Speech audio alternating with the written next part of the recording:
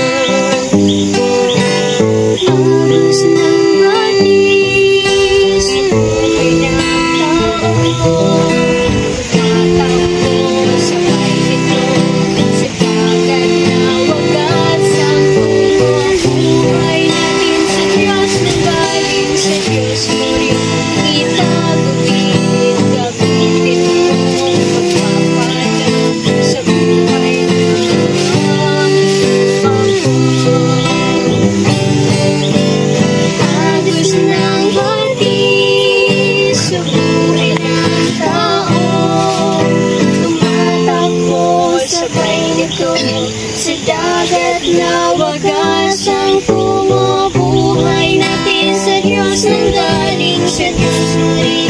Itagubilin, gamitin mo ang pagpapala sa buhay ng iyong kapwa. Gamitin mo ang pagpapala sa buhay ng iyong kapwa. Amen.